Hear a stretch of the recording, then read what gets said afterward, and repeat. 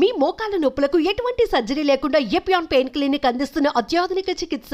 ఆంధ్రప్రదేశ్ రాజధాని అమరావతిలో నిర్మాణాలు చేపట్టేటువంటి కంపెనీల విషయంలో ఒక క్లారిటీ వచ్చేసింది.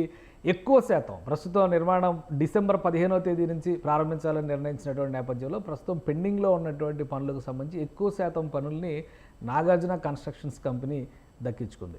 టెండర్లకు ఆల్ఫర్ చేశారు. ఇప్పటికే 6 నుంచి 9 నెలల్లో వివిధ దశల్లో పెండింగ్లో ఉన్నటువంటి భవనాలన్నింటినీ కూడా ఆ నిర్మాణాన్ని కంప్లీట్ చేయాలనేటువంటి ఉద్దేశంతో ఏపీ సిఆర్డీఏ టెండర్స్కి ఆల్ఫర్ చేసింది. 1872 కోట్ల రూపాయలతో ఈ టెండర్స్ అన్నీ కూడా ప్రారంభించాలనేటువంటి అంశం పైన టెండర్స్కి ఆల్ఫర్ చేశారు. దీనికి వివిధ సంస్థల నుంచి కోట్స్ వచ్చినాయి. ఇందులో కీలకమైనటువంటి హ్యాపీ నెస్ట్ ప్రాజెక్ట్ని, అంటే చాలామంది అమరావతిలో ఇల్లు కావాలి అనేటువంటి ఆలోచనతో హ్యాపీ నెస్ట్ అనేటువంటి ప్రతిపాదనని ఆంధ్రప్రదేశ్ ప్రభుత్వం అప్పట్లో తీసుకొచ్చింది. సిఆర్డీఏ దీన్ని అమలు చేసే ప్రయత్నం చేసింది.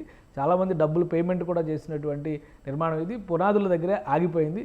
ఇప్పుడు ఈ హ్యాపీ నెస్ట్ కన్స్ట్రక్షన్ బాధ్యతని నాగార్జున కన్స్ట్రక్షన్ కంపెనీ తీసుకుంది. ఇక మిగతా అంశాలకు సంబంధించినటువంటి ఒప్పందాలను కూడా Andhra Pradesh CRD, Andhra Pradesh capital region development committee, AP సిఆర్డీఏకి సంబంధించినటువంటి అథారిటీ ఫైనల్ చేసింది.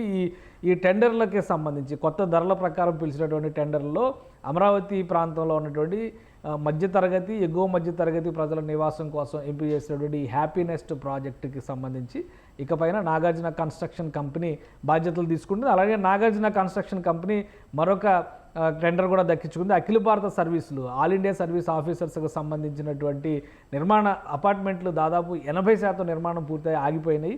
ఆ అపార్ట్మెంట్లు గెజిటెడ్ ఆఫీసర్స్ అపార్ట్మెంట్లు కూడా ఎన్సీసీనే దక్కించుకున్నాయి. సో మొత్తం మీద 3 ప్రతిష్టాత్మకమైనటువంటి ప్రాజెక్టులని నాగార్జున గ్రూప్ దక్కించుకున్నట్టుగా మనం చూడాల్సి ఉంటుంది. అలానే సీనియర్ ఐఏఎస్ అధికారులకు సంబంధించినటువంటి బంగ్లాల నిర్మాణ బాధ్యతల్ని కేవీఎంపీ సంస్థ, కేఎంవి సంస్థ దక్కించుకుంది ఆ టెండర్స్. అలానే నాన్ గెజిటెడ్ అధికారుల ఆవాసాలకు సంబంధించి పూర్తి చేసేటువంటి బాధ్యతని ఎల్ఎన్టీ దక్కించుకుంది. సో మరొకటి ముఖ్యమైనటువంటి అంశం ఏంటంటే జడ్జిల బంగ్లాలు, మంత్రుల బంగ్లాలు కూడా నిర్మాణ దశలో ఉన్నాయి. అవి దాదాపు 20-25% నిర్మాణం జరిగినటువంటి ప్రాజెక్ట్ అది. ఈ ప్రాజెక్టు టెండర్ని బిఎస్ఆర్ ఇన్ఫ్రా గ్రూపు దక్కించుకుంది. మొత్తం మీద ఈ భవనాలకు సంబంధించి, అంటే పెండింగ్లో వివిధ దశల్లో ఆగిపోయినటువంటి అమరావతి సీడ్ క్యాపిటల్ ఏరియాలో ఉన్నటువంటి నిర్మాణ భవనాలన్నిటికీ సంబంధించి టెండర్స్ని క్లియర్ చేసినట్టుగా మనం దీంతో భావించవచ్చు. ప్రాజెక్టులో ఉన్నటువంటి రోడ్లు, ఇన్ఫ్రాస్ట్రక్చర్లకు సంబంధించినటువంటి టెండర్స్ విడిగా వస్తాయి. అయితే వివిధ దశల్లో ఆగిపోయినటువంటి భవనాలకు సంబంధించి ఎక్కువ టెండర్స్ని దక్కించుకోగలిగింది నాగార్జున కన్స్ట్రక్షన్ కంపెనీ. అలానే ఎల్ఎన్టీకి ఒక ప్రాజెక్ట్ దక్కింది, మరో 2 సంస్థలకి మరో 2 ప్రాజెక్టులు దక్కింది. వీటన్నిటికి కూడా 6 నుంచి 9 నెలల కాలాన్ని సిఆర్డీఏ గడువుగా విధించింది. డిసెంబర్ 15వ తేదీ నుంచి పనులు మొదలుపెట్టిన తర్వాత ఇవన్నీ కూడా దశల వారీగా ప్రారంభోత్సవాలు సిద్ధం చేయాల్సినటువంటి బాధ్యత ఆయా సంస్థలకు ఉంటుంది. గతంలో ఇచ్చినటువంటి టెండర్స్ని ఏపీసీఆర్డీఏ రద్దు చేసి ప్రస్తుతం ఉన్నటువంటి ధరల ప్రకారం కొత్తగా టెండర్స్ని కాల్ఫర్ చేసింది. ఈ ఓపెన్ టెండర్స్లో చాలా కంపెనీలు పార్టిసిపేట్ చేసినాయి.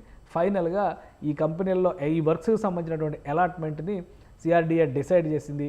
కాబట్టి 15వ తేదీన పనుల పునఃప్రారంభోత్సవానికి సంబంధించినటువంటి ఏర్పాట్లు చకచకా జరుగుతాయి. డిసెంబర్ 15వ తేదీ నుంచి 6 నెలల నుంచి 9 నెలల కాలంలో. ఎందుకంటే కొన్ని ప్రాజెక్టులు ప్రధానంగా అఖిల భారత సర్వీస్ అధికారుల అపార్ట్మెంట్ లాంటి ప్రాజెక్టులు ఆల్మోస్ట్ అన్ని పనులు కంప్లీట్ అయినటువంటి ప్రాజెక్టులు. వాటికి ఎలక్ట్రిసిటీకి సంబంధించినటువంటి works, drainage, water pipe line works pending ఉన్నాయి. ఇతర ఫినిషింగ్ వర్క్స్ మాత్రమే పెండింగ్ ఉన్నాయి. వీటన్నిటిని పూర్తి చేస్తే ఫస్ట్ ప్రారంభోత్సవాలు అవే జరిగేటువంటి అవకాశం ఉంటుంది. మిగతా వాటికి సంబంధించి కూడా వివిధ దశల్లో ఉన్నాయి కాబట్టి 9 నెలల కాలాన్ని గడువుగా ప్రభుత్వం విధించింది. అంటే దాదాపు 2025 నవంబర్, డిసెంబర్ నాటికి ఈ బిల్డింగ్స్ ప్రారంభోత్సవాలు జరగడానికి అవకాశాలు కనిపిస్తున్నాయి.